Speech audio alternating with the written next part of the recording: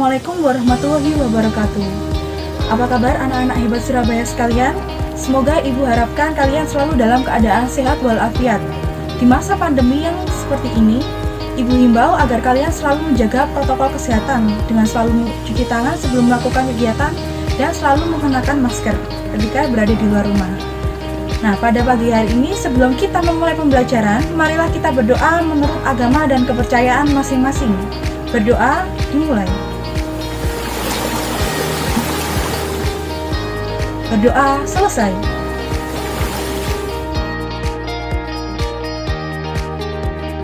Pada pertemuan kali ini kita akan mempelajari tentang pembelajaran matematika kelas 5 semester 1 dengan materi debit, submateri debit air mengalir. Tujuan pembelajarannya adalah mengubah satuan dua besaran yang berbeda, yakni volume dan waktu sebagai perbandingan untuk menentukan debit. Yang kedua, menentukan debit air mengalir. Dan yang ketiga, memecahkan masalah yang berkaitan dengan debit. Materi pembelajarannya yakni ada 3 pula: konversi satuan debit, percobaan untuk menentukan debit, dan memecahkan masalah debit.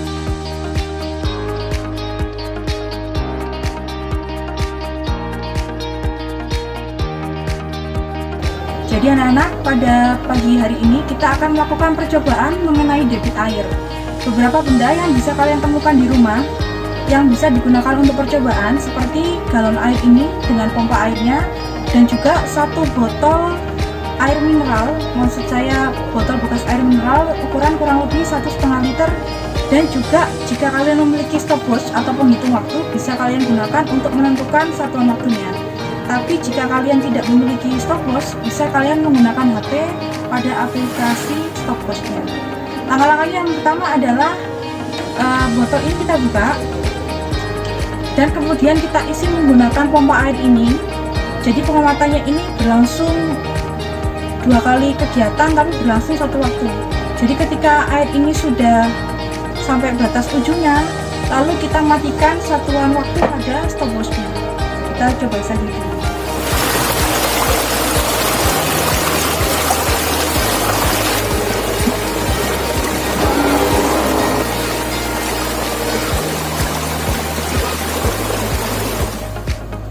Ya anak-anak, percobaannya sudah selesai. Kita sudah menuangkan air sampai penuh. Jadi yang ibu tadi bilang, botol ini berukuran 1500 ml atau setara dengan 1,5 liter. Dan waktu yang digunakan untuk menunjukkan bahwa air ini sudah terisi penuh adalah kurang lebih 1 menit atau 60 detik. Jika kita menghitungnya dengan menggunakan rumus debit, maka yang diperoleh adalah volumenya yang sebesar 1500 ml ini dapat mengalir secepat 1 menit. Itu berarti debit airnya adalah 1500 ml per 1 menit atau 1500 ml per 60 detik.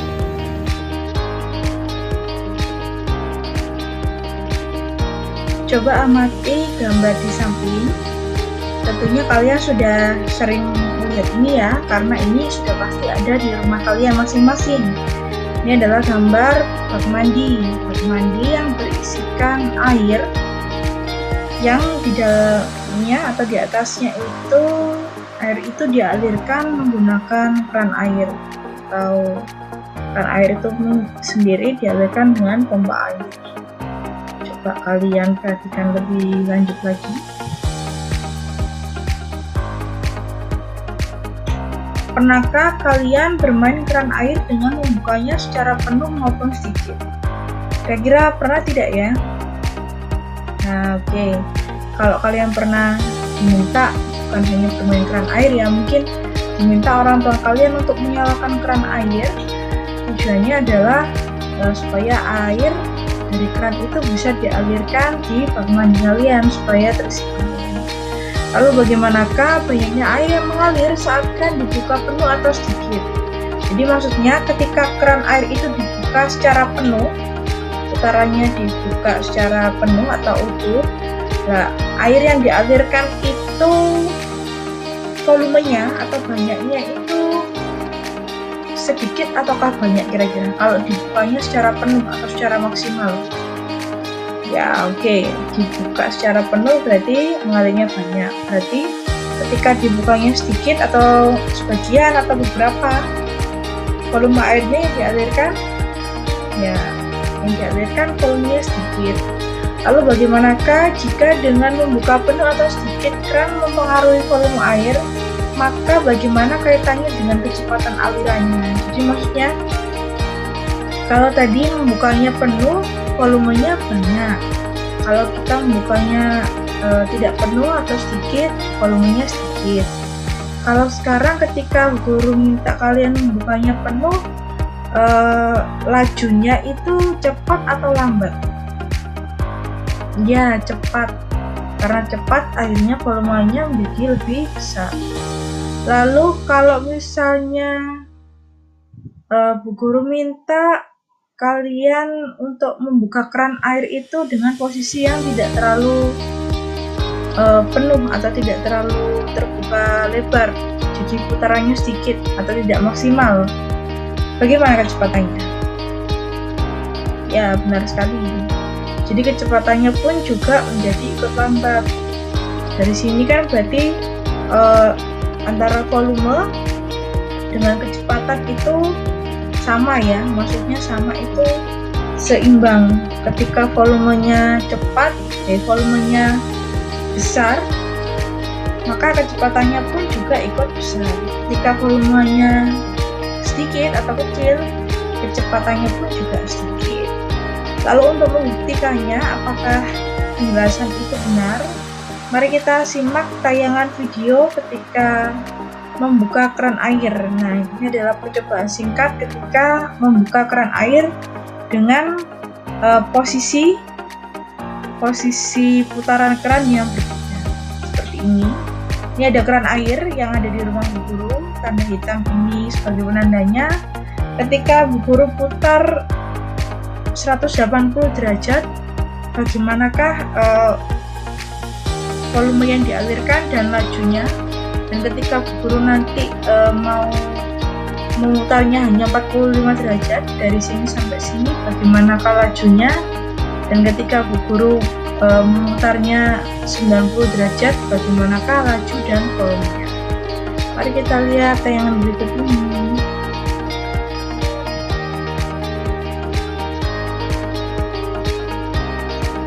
Jadi kita akan perhatikan cara menentukan volume dan banyaknya waktu yang dialirkan melalui posisi keran.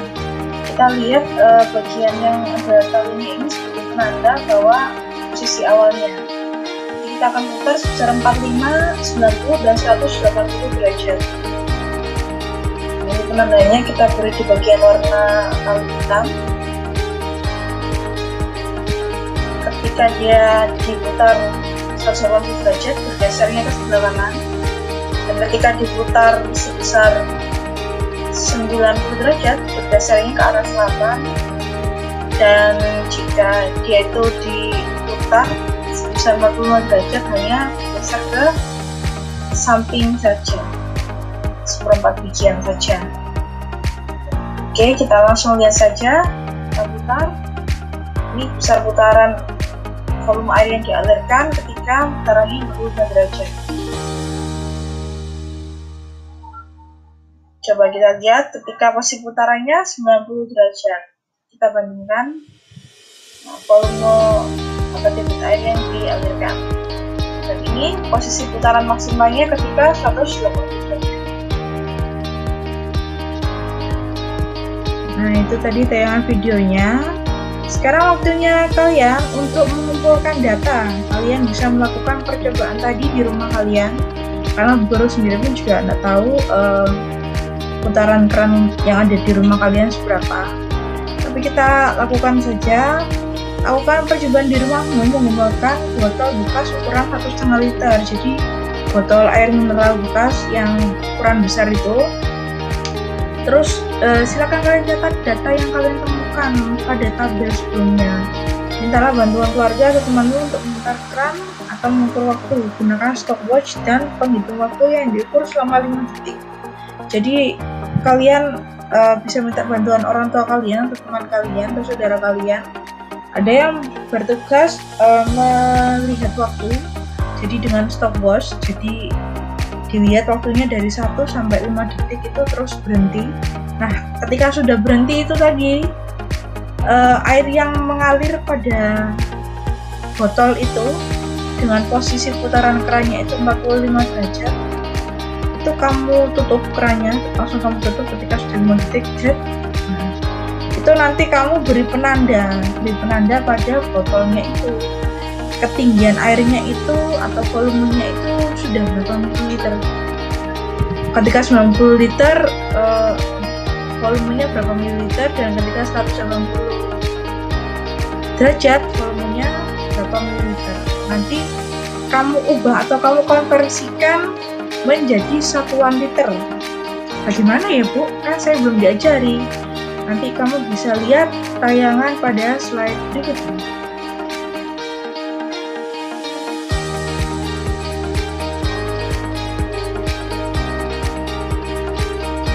Coba kita perhatikan, untuk mengkonversi satuan debit, kita harus memahami dulu bahwa debit itu merupakan suatu kecepatan yang dimiliki zat cair yang dinyatakan sebagai setiap volume atau banyaknya volume yang keluar atau yang mengalir pada zat cair setiap satuan waktu. Nah, dari sini kita dapat menyimpulkan bahwa debit itu di dalamnya terkandung unsur volume dan waktu. Jadi banyaknya atau besarnya air yang mengalir itu dinyatakan dalam volume, dan untuk mengukur cepat lambatnya dan sebagainya itu kita menggunakan satuan waktu. Jika kita lihat, volume itu dapat dinyatakan dengan satuan meter kubik, satuan liter, dan ini mungkin ditambahkan satuan cc. Sedangkan waktu dapat dinyatakan dengan satuan jam, menit, dan detik.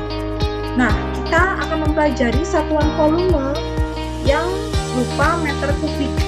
Kalau kita melihat ada kata kubik atau ada angka 3 di atasnya, tentu ini menyatakan bahwa setiap kali kita mengubah satuan, ketika kita naik atau turun suatu kali, nah itu akan dipatkan 1000. Kalau misalnya turun dikalikan 1000, kalau naik dibagi 1000. Jadi setiap kita turun itu dikali 1000, dikali bukan ditambah. Terkadang kita salah konsep. Kalau misalnya dari km kubik ke dam kubik itu berarti 2000 Bu ya, bukan sayang, karena yang betul adalah dikalikan 1000. Jadi bayangkan km ke hm kubik itu dikali 1000, dari km ke dam 1000 kali 1000 1 juta. Terus 0 ini bertambah sampai ke mm kubik, milimeter kubik. Nah, kita bisa lihat singkatannya kilometer kubik, meter kubik, dekameter kubik, meter kubik, desimeter kubik, sentimeter kubik, dan milimeter kubik. Seperti kita lihat contoh soal di samping ini, kilometer kubik dijadikan hektometer kubik. Dia akan turun 1000, dia akan turun 1 tangga dan dikalikan 1000. Selanjutnya kita ambil contoh yang agak panjang, misalnya desimeter kubik. Oh, dia di sini. Lalu diminta menjadikan milimeter kubik. Dari desimeter kubik ke milimeter kubik, dia akan turun 2 lantai atau 2 tangga. Jadi setiap turun 2 tangga, 1000 yang di tangga pertama dikalikan dengan 1000 di tangga kedua dan angka 4 di depannya, sehingga menghasilkan nilai 4 juta milimeter kubik. Itu adalah contoh jika turun atau turun 1 tingkat atau 1 tangga. Sedangkan kita lihat contoh jika dia naik 1 tingkat. Contoh yang ketiga, 3000 desimeter kubik dijadikan meter kubik. Nah, kita lihat dia hanya naik 1 tangga. Di soal tertulis 3000. Nah, untuk bisa naik ini kita bisa menggunakan cara dibagi 1000 atau dikali 1/1000, karena nanti hasilnya pun juga menunjukkan 3000 dikali 1/1000 itu sama dengan ini nol yang di atas dengan nol yang di bawah karena jumlahnya sama, kita coret. Tinggal 3 dibagi 1, hasilnya 3. Dan contoh terakhir ada 2.750.000 cm3 dijadikan meter kubik. Kita lihat naiknya berapa? 1, 2. Berarti kalau naiknya 2, kita tulis dulu soalnya. Nah, Bu, kok 1 juta, Bu? Ya, karena naiknya 2 kali, ini sama dengan 2.750.000 dikali 1/1000 dikali 1/1000. 1/1000 dikali 1/1000 sama dengan 1/1 juta. Kita lihat di sini ada nolnya ada 4 dan di sini nolnya ada 6. Kita hilangkan dulu, 0 di sini ini 4, 0 di sini juga 4, sehingga sisanya 275/100. Nah, 275/100 ini karena 100 itu adalah ada angka nolnya ada 2, otomatis kita memberikan tanda komanya di depan angka 5. 1, bentar, ini depan angka 5, jadi 1, 2, jadi 2,75 meter. Selanjutnya, jika satuan volumenya menggunakan liter, ini lebih mudah karena liter ini setiap naik ataupun setiap turun tidak ada unsur kubiknya atau pangkat 3-nya, tentu hanya dikalikan 10 atau dikali 1/10. Contoh yang pertama, kiloliter dijadikan hektoliter, ini hanya turun 1 tangga, jadi dikalikan 10 saja. Contoh yang ketiga, langsung saja, dari 200 desiliter yang ini naik ke 1 tingkat ke liter, jadi 200 dikali 1/10. Karena kedudukan 200 dan 10 ini berbanding, nah yang 200 ini di atas, 10 ini di bawah, maka nolnya ini boleh dicoret sebagai pembagi, dan sisanya 20 dikali 1, yakni 20 liter. Ini yang harus kalian tahu, hubungannya meter kubik dengan satuan liter lainnya itu apa, Bu? Nah, jadi kalau kita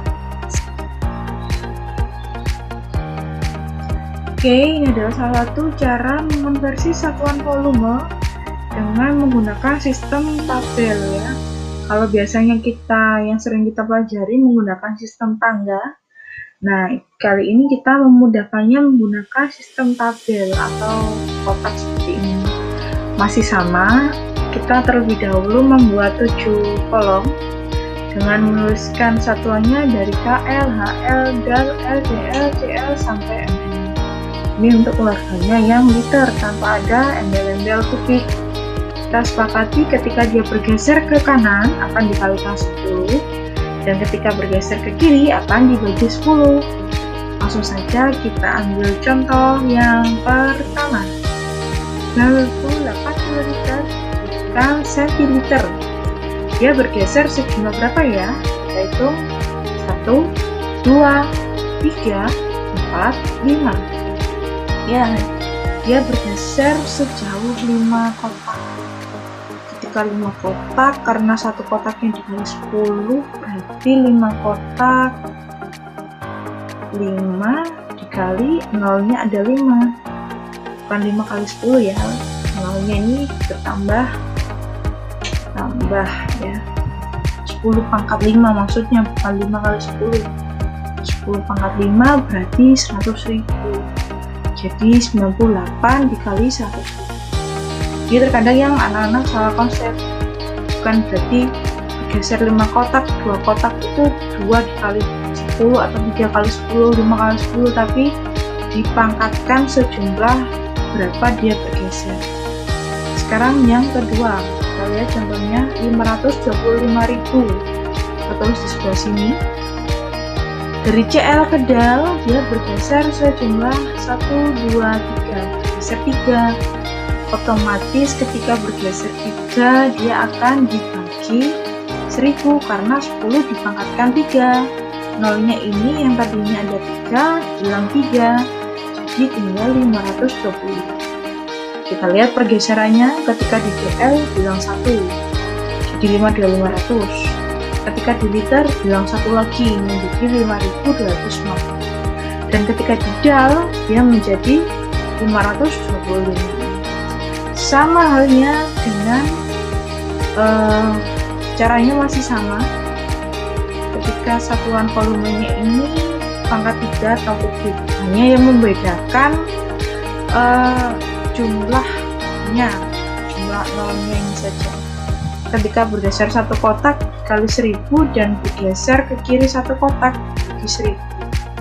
Jadi kalau misalnya dia itu bergesernya 2 kotak, berarti 1000 pangkat 2 itu 1 juta. Bergesernya 3 kotak, ya 1000 pangkat 3.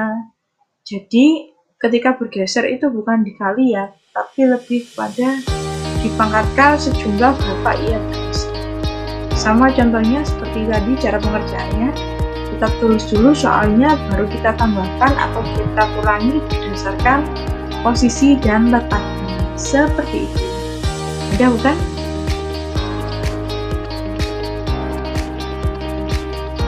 Sandingkan ini antara keduanya, antara meter kubik dengan liter. Kita lihat meter kubik itu sama dengan kiloliter. Jadi kedudukannya ini setara. Jadi 1 meter kubik sama dengan 1 kiloliter. 1000 meter kubik sama dengan 1000 kiloliter. Sedangkan desimeter kubik sama dengan 1 liter. Kok tidak hektoliter Bu ya? Kenapa Bu ya? Karena meter kubik ke desimeter kubik ini turun 1000. Turun 1000 berarti setiap kali turun 1 tangga dikali 1000. 1000 itu nolnya ada 3, berarti sama dengan keluarganya kiloliter ini, turun 3, 1, 2, 3. Jadi kedudukan 1 desimeter kubik sama dengan 1 liter. Misal 10 desimeter kubik Bu, berarti berapa liter anak-anak? Berarti 10 liter. Dan yang terakhir yang juga serupa adalah sentimeter kubik. Kalau kita sandingkan lagi dari desimeter kubik ke sentimeter kubik, ini setiap kali turun dikali 1000. Otomatis 1000 pun mempunyai 3 angka 0 yang berarti sama dengan liter ke mililiter. Nah, kita lihat liter ke mililiter pun juga turunnya 3 kali. 1, 2, 3. Jadi kedudukan sentimeter kubik sama dengan kedudukan mililiter. Kita lihat keterangannya, setiap meter kubik setiap turun 1 tangga dikalikan 1000, naik 1 tangga dibagi 1000 atau dikali dengan 1/1000. Sedangkan pada satuan liter, setiap turun 1 tangga dikali 10, setiap naik 1 tangga dibagi 10 atau dikali dengan 1/10.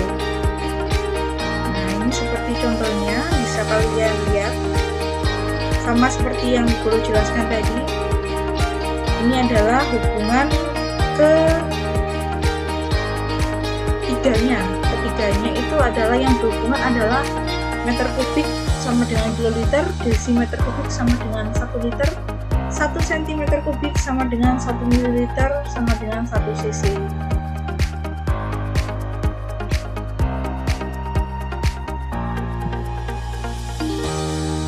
Ini untuk mengingatkan kembali bahwa konversi satuan debit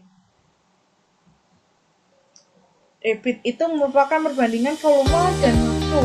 Jadi setiap banyaknya volume atau setiap besarnya zat cair yang mengalir itu akan dinyatakan dalam satuan waktu. Misal kalian lihat soal di bawah ini ya, contoh soal 90 liter per menit sama dengan liter per detik. Nah, ini sudah masuk soal konversi waktu. Konversi waktu pada satuan debit. Jadi kita lihat, kalau kita mau mengkonversi satuan debit, kita lihat dulu unsur volume dan unsur waktunya. Kita lihat pada soal. Di soal yang diketahui ini satuannya adalah liter, yang diminta diubah volumenya juga masih liter juga. Jadi ini tidak perlu diganti. Nah, kita lihat yang bawah ini satuan menitnya, satuan waktunya ini menit, sedangkan permintaannya diubah menjadi detik. Kalian masih ingat kan ya, 1 menit itu berapa detik? Ya, 1 menit adalah 60 detik. Bu, tapi kok dikali 1/60? Karena kedudukannya 90 ini di atas, 90-nya ini tetap, 60-nya ini di bawah, sehingga 90 dibagi 60 nilainya adalah 1,5.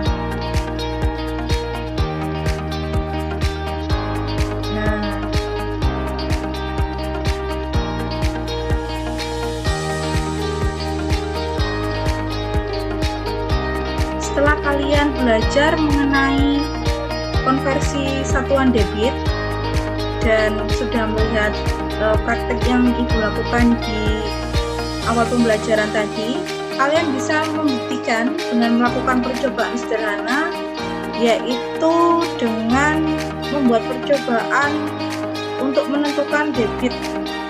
Ini nanti juga Bu Guru akan berikan pada LKPD lewat grup WA. Kalian bisa melihat langkah-langkahnya. Ini cukup sederhana dan mudah sekali. Kalian hanya menyiapkan air mineral 2 botol, yang satu ukuran tanggung ya, sekitar ukuran 600 ml, dan yang kedua adalah yang ukuran besar, ukuran 1500 ml atau 1,5 liter. Dan kalian juga perlu menyiapkan stopwatch. Kalau kalian tidak punya alatnya, bisa menggunakan handphone kalian. Di aplikasi jam itu ada aplikasi penghitung waktu. Dan ini adalah yang terpenting juga, kalian sebelum melakukan percobaan silahkan kalian lubangi botol, tutup botolnya itu dengan ukuran yang sama, diameter yang sama, dan juga nanti airnya kalian isi penuh. Lalu kemudian sebelum stopwatchnya dinyalakan, jadi ini percobaannya tidak bisa kalian lakukan sendiri, jadi kalian bisa minta bantuan saudara, keluarga di rumah untuk mengamati waktu pada stopwatch. Jadi kita membutuhkan kurang lebih sekitar 2 stopwatch atau 2 handphone. Kalau misalnya tidak bisa dilakukan bersamaan, boleh satu-satu, terserah teknisnya bagaimana. Nanti botol ini dibalik. Sebelum dibalik ini kalian tutup dengan tangan dulu, dan kemudian kalau sudah stopwatchnya kalian nyalakan, biarkan dibuka. Jadi kita lihat sampai air itu habis, baru stopwatchnya kalian matikan untuk mengukur waktu yang diperlukan untuk mengalirkan air dari botol ke ember. Nah, nanti kalian silakan tuliskan pada kolom atau tabel di bawah ini berapa lama waktu yang diperlukan untuk mengalirkan air dari botol ukuran 600 ml ke ember, dan botol 1500 ml waktunya butuh berapa dialirkan ke ember. Nah, nanti kalian dari situ akan menghitung debitnya, jadi perbandingan dari volume dan waktu. Kalau misalnya waktunya ketemunya ini 30 detik ya, kalian tulis 30 detik. Atau kalau misalnya kalian mau ubah menjadi satuan menit juga bisa, terserah kalian yang mudah bagaimana. Lalu kalian simpulkan. Kesimpulannya adalah dengan melihat hasil dari perbandingan volume dan waktu, dengan melihat nilai debitnya ini, apakah ketika volumenya itu lebih kecil, debitnya itu lebih kecil juga, ataukah ketika volumenya lebih besar itu debitnya lebih besar atau lebih kecil kah? Nah, itu nanti silakan kalian simpulkan seperti itu. Kalau ada kesulitan bisa tanyakan Bu Guru lewat WhatsApp dan semacamnya ya. Oke, itu untuk tugas percobaan di rumah. Dan yang berikutnya adalah soal latihan mandiri. Nanti di soalnya itu kalian akan melihat tampilannya kurang lebih seperti ini. Nah, menggunakan aplikasi Google Form. Pastikan dulu sebelum kalian mengerjakan, kalian memasukkan alamat email yang sudah kalian miliki. Dan jangan lupa, jangan sampai salah password, karena jika salah password kalian tidak bisa mengakses laman Google Form ini. Silakan kalian klik laman ini yang ada garis bawahnya ini, kita klik. Dan nantinya akan diarahkan ke halaman soal pada Google Form. Masih login. Kurang lebih tampilannya seperti ini. Kalian isikan alamat email kalian, nama siswa, silakan kalian pilih nama kalian, dan ini adalah soal-soalnya. Soalnya hanya 10 soal yang terdiri dari 5 soal pilihan ganda, dan ini kalau kita klik berikutnya itu nanti akan muncul soal isian. Di soal isiannya nanti kalian diminta untuk menuliskan hasil jawaban kalian di buku tulis dan difoto untuk diupload pada halaman Google Form ini. Jadi setiap nomor nanti ada setiap foto. Jadi tentunya harus pakai cara, bukan hanya sekedar menjawab saja. Seperti itu. Sudah, terima kasih. Demikian yang dapat Ibu jelaskan pada pembelajaran hari ini. Sebelum kita menutup pembelajaran, marilah kita berdoa menurut agama dan kepercayaan masing-masing. Berdoa mulai.